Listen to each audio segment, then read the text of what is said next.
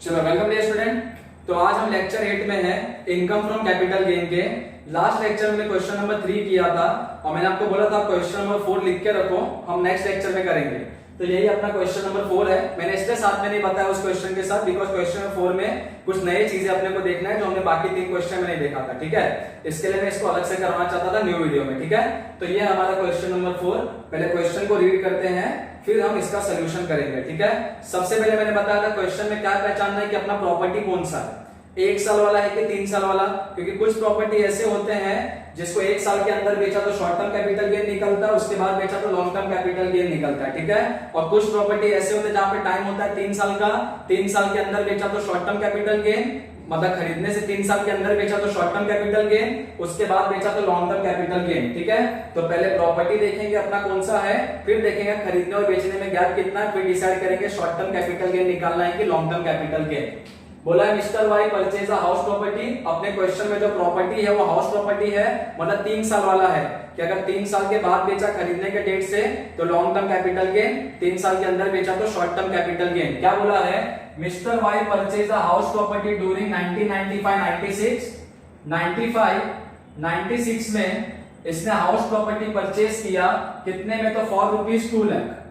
ठीक है, फिर दिया है FMV ऑन 1/4/2001। FMV का मतलब होता है कि fair market value. Fair market value यहां पे दिया है कि fair market value on FMV on 1/4/2001 कि फेयर मार्केट वैल्यू दिया है 1 अप्रैल 2001 को, और 1 अप्रैल 2001 को फेयर मार्केट वैल्यू कितना है, 2.5 लाख। मतलब यही प्रॉपर्टी जो 95-96 में 2 लाख का था, 1 अप्रैल 2001 आते आते 2.5 लाख हो गया। ये क्यों दिया है फेयर मार्केट वैल्यू, हम आगे चल के देखेंगे। ठीक है, उसके बाद है ही spend following amount on improvement. अब इसने प्रॉपर्टी को इंप्रूवमेंट भी किया खरीदने के बाद। कब कब किया, पहला इंप्रूवमेंट किया 40,000 का कब, 97-98 में। ठीक है, तो 97-98 में पहला इंप्रूवमेंट किया, कितने का किया, 40,000 का। ठीक है, दूसरा इंप्रूवमेंट कब किया, ₹1 लाख ड्यूरिंग 2008 एंड 9। 1 लाख का वापस से इंप्रूवमेंट किया 2008 और 9 में, वापस से इंप्रूवमेंट किया कितने का, 1 लाख का। ठीक है, 2 बार इंप्रूवमेंट किया 97-98 में, 8 और 9 में। On 5 July 2019 the house was sold for ₹10 lakh. अब 5 जुलाई 2019 को इसने घर बेच दिया, तो 5 जुलाई 2019 को इसने प्रॉपर्टी को सोल्ड कर दिया कितने में, 10 लाख में। और उसने ब्रोकरेज कितना दिया बेचने के टाइम पे, 25,000। तो ब्रोकरेज कितना दिया, 25,000, मतलब कि ट्रांसफर एक्सपेंस जिसको कि हम लेस करते हैं सेलिंग प्राइस में से। ठीक है, अब 5 जुलाई 2019 कौन से ईयर में आता है, 5 जुलाई 2019, 19 और 20 में। 1 अप्रैल 2019 को चालू होगा, 31 मार्च 2020 को कंप्लीट होगा। आगे बोला है compute the amount of capital gain. अब देखते हैं शॉर्ट टर्म कैपिटल गेन की लॉन्ग टर्म। प्रॉपर्टी खरीदा कब, 95-96 में, बेचा कब, 19 और 20 में। 3 साल से ज्यादा का गैप है, तो हमको क्या निकालना होगा, लॉन्ग टर्म कैपिटल गेन। तो format computation of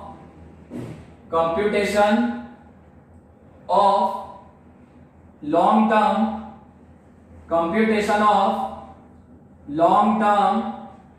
capital gain. कितना कॉलम, 2 कॉलम, चाहे शॉर्ट टर्म हो चाहे लॉन्ग टर्म हो। 1 column of particular, second column amount का,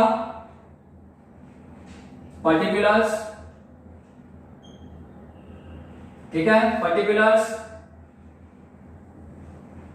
एंड सेकेंड कॉलम किसका होगा अपना, amount rupees. Particulars, amount rupees. सबसे पहले क्या आता है, full value of consideration. Full value of consideration मतलब कि सेलिंग प्राइस। ठीक है, फुल वैल्यू ऑफ कंसिडरेशन मतलब कि सेलिंग प्राइस, कितने में प्रॉपर्टी को बेचा, तो सेलिंग प्राइस कितने में बेचा प्रॉपर्टी को, 10 लाख में, तो 10 lakh is the full value of consideration इस क्वेश्चन में। फिर इसमें से क्या लेस करते हैं,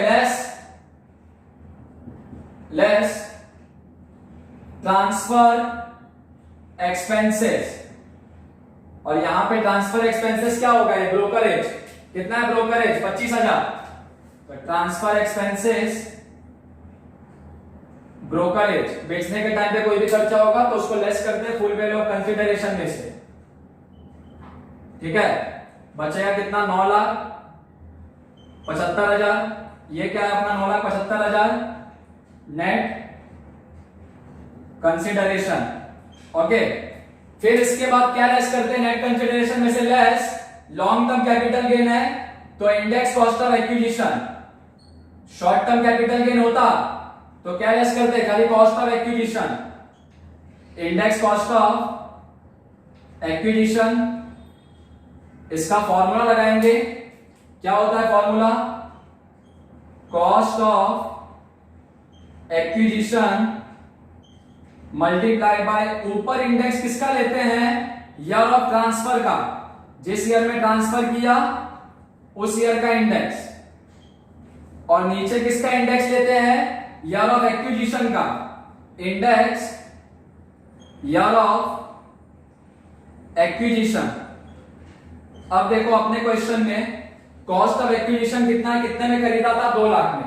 ठीक है, इंडेक्स ईयर ऑफ ट्रांसफर 19-20 का इंडेक्स अपने पास है 289। Index year of acquisition, acquisition कौन से ईयर में किया, 95-96 में। 95-96 में इंडेक्स बना ही नहीं था। पहली बार इंडेक्स कब बना, 2001 और 2 में फर्स्ट टाइम इंडेक्स बना। 95-96 में इंडेक्स ही नहीं था, तो 95-96 में इंडेक्स नहीं था तो बोलोगे सर यहाँ पे कौन सा इंडेक्स लेंगे, फिर यहाँ पे इंडेक्स लेंगे 2001 और 2 का। इसके लिए यहाँ पे अपने को फेयर मार्केट वैल्यू दिया है, फेयर मार्केट वैल्यू ऑन 1/4/2001। 1/4/2001 कौन से ईयर में आता है, 2001 और 2 में। कभी भी प्रॉपर्टी 1 अप्रैल 2001 के पहले अगर खरीदा होगा, ठीक है, अपने केस में देखो 95-96 में खरीदा है, मतलब 1 अप्रैल 2001 के पहले है, तो 1 अप्रैल 2001 के पहले कभी प्रॉपर्टी खरीदा होगा तो क्वेश्चन में फेयर मार्केट वैल्यू देगा 1/4/2001 का। तो अपने केस में फेयर मार्केट वैल्यू दिया 1/4/2001 क्योंकि प्रॉपर्टी इस डेट के पहले खरीदा है, और इसी डेट पे पहली बार इंडेक्स बना था 2001 और 2 में, जो कि इंडेक्स था 100, उसके पहले इंडेक्स था ही नहीं। ठीक है, तो अब ऐसे केस में कॉस्ट ऑफ एक्विजिशन क्या लेंगे, 95-96 वाला लेंगे कि 2001-2 का लेंगे, तो उस केस में 95-96 और 2001 और 2 में जो अमाउंट ज्यादा होगा वो लेंगे।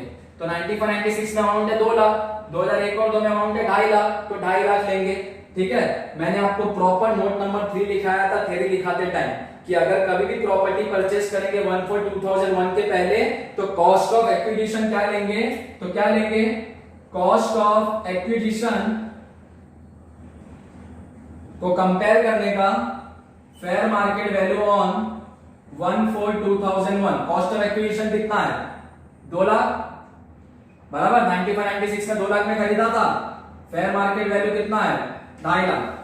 दोनों में से विच एवर इज हाई। अब 2 लाख और 2.5 लाख में ज्यादा क्या है, 2.5 लाख ज्यादा है। ठीक है, तो ये 2.5 लाख यहां पे लेंगे कॉस्ट ऑफ एक्विजिशन में। फिर index year of transfer, year of transfer 19-20 है, बराबर।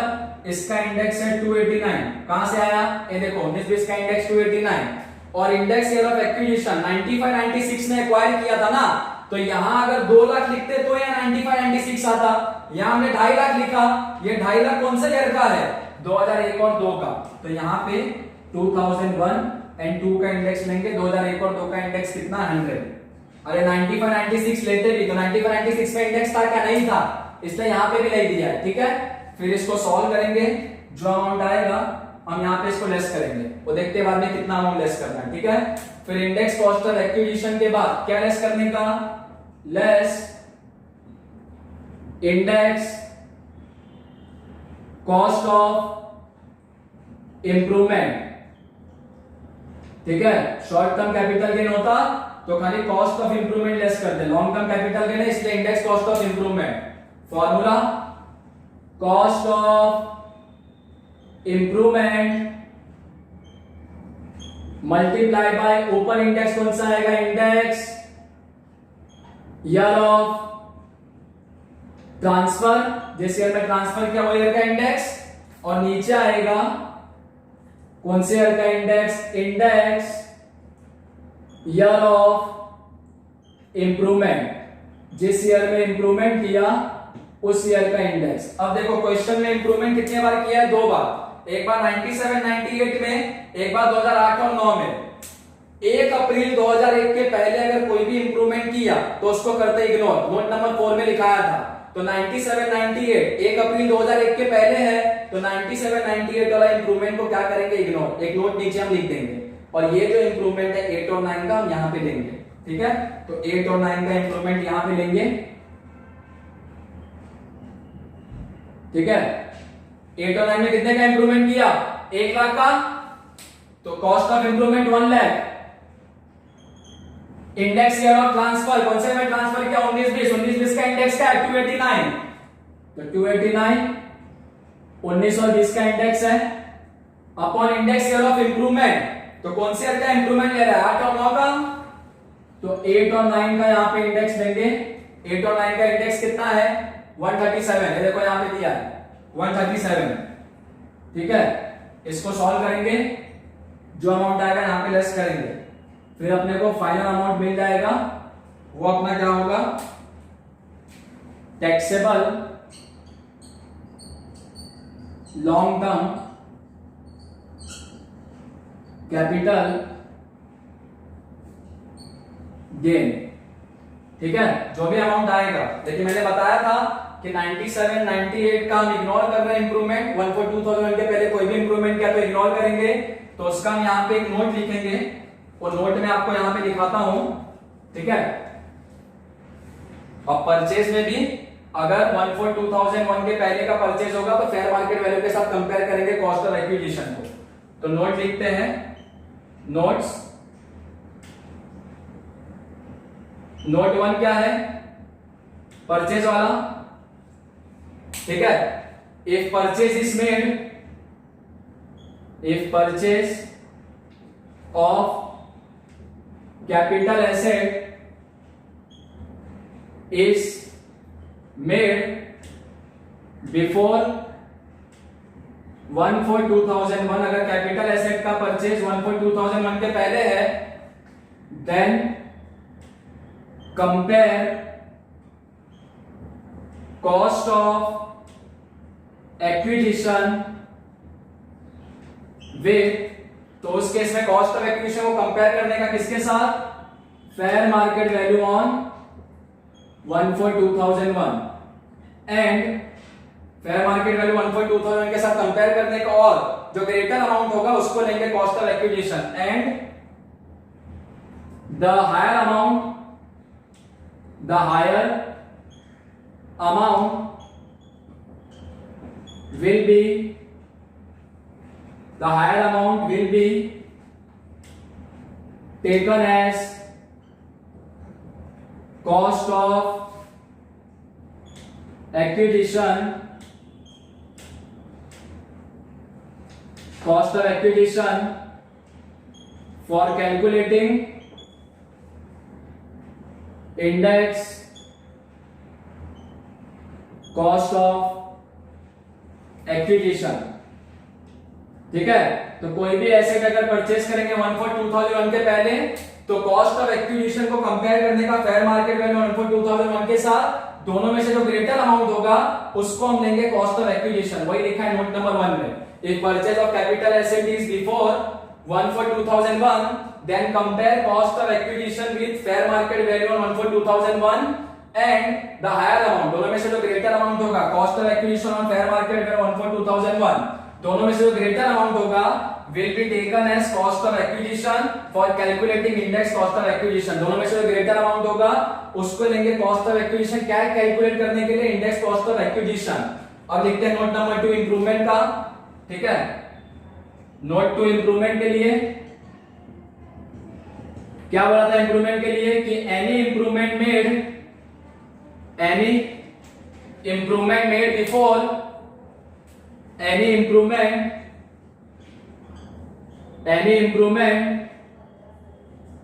Made before 142,001 in capital asset, it is to be ignored। कोई भी इंप्रूवमेंट अगर 1 for 2001 के पहले किया तो उसको हम क्या करेंगे, इग्नोर। क्यों इग्नोर करेंगे? अरे यहाँ पे एक इंप्रूवमेंट किया था, देखो कौन से में 97 98 97 98 अगर हम यहाँ पे लिखते इंडेक्स ऑफ इंप्रूवमेंट 97 98 में इंडेक्स था क्या? नहीं था। पहली बार इंडेक्स कब आया? 1 और 2 में। कॉस्ट ऑफ एक्विजिशन में तो कंपैरिजन कर दिया फेयर मार्केट वैल्यू के साथ, लेकिन इंप्रूवमेंट के केस में कंपैरिजन नहीं होता। इसके लिए कोई भी इंप्रूवमेंट अगर 1 for 2001 के पहले किया कैपिटल एसेट में तो it is to be ignore. उसको हम क्या करेंगे? इग्नोर कर देंगे, कंसीडर नहीं करेंगे। ठीक है, अब हमको सॉल्व करना था इसको। नेट कंसीडरेशन तो अपना आ गया था 9,75,000 बराबर आया था ना, 10 लाख में से 25,000 गया।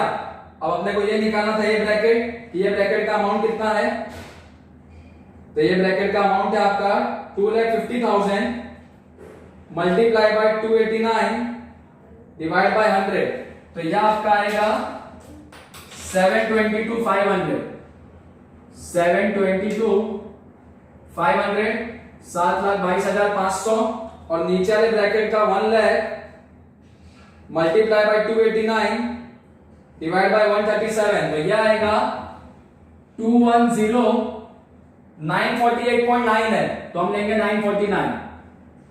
949 ओके।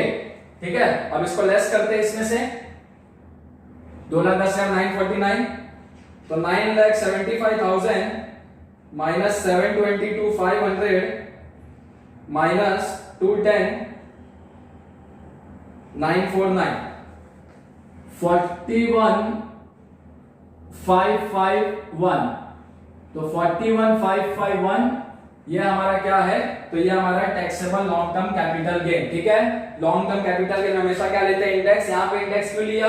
क्योंकि जो कॉस्ट ऑफ एक्विजिशन मतलब 2001 और 2 में जो 2,50,000 था, 1920 में कितना बन गया? 7,22,500, और कॉस्ट ऑफ इंप्रूवमेंट 2008 और 9 में जो 1 लाख था वो 19 और 20 में कितना बन गया? 2,10,949। तो taxable long term capital gain आया 41,551। इतने पे एसएससी को टैक्स देना, एसएससी को ने मिस्टर वाई गवर्नमेंट को टैक्स देगा लॉन्ग टर्म कैपिटल गेन पे। ठीक है, तो याद रखना इस क्वेश्चन में हमने नया क्या देखा, कभी भी अगर एसेट को एक्वायर करेंगे, परचेस करेंगे 1 अप्रैल 2001 के पहले, तो कॉस्ट ऑफ एक्विजिशन को कंपेयर करने का फेयर मार्केट वैल्यू 1 for 2001 के साथ दोनों में से जो ग्रेटर होगा उसको हम लेंगे as a cost of acquisition. और कोई भी इंप्रूवमेंट अगर 1 for 2001 के पहले किया तो उस इंप्रूवमेंट को क्या कर देंगे? इग्नोर। ठीक है, तो उसका हमने नोट भी लिख लिया, परचेज वाला भी, इंप्रूवमेंट वाला भी, नोट नंबर 1 और 2। तो आप लोग क्वेश्चन लिखो, ये सॉल्यूशन लिखो, यहां से स्टार्ट करना, यहां पे पूरे नोट के साथ खत्म करना। ठीक है, कोई डाउट होगा तो आप मेरे को मैसेज करके पूछ सकते हो, बाकी नेक्स्ट क्वेश्चन देखेंगे नेक्स्ट लेक्चर में। ठीक है, तो ये था हमारा क्वेश्चन नंबर 4, हमारा लेक्चर नंबर 8। ठीक है, इसका तो इनकम फ्रॉम कैपिटल गेन का कॉपी कर लो इसको। बाकी हमने क्वेश्चन नंबर 3 लास्ट लेक्चर में किया था, उसमें मैंने आपको बोला था क्वेश्चन कॉपी कर लेने के लिए। क्वेश्चन तो आपके पास होगा ही, सॉल्यूशन आप कॉपी कर लो यहां से लेके यहां तक। ठीक है, बाकी मिलते हैं नेक्स्ट लेक्चर में नए क्वेश्चन के साथ।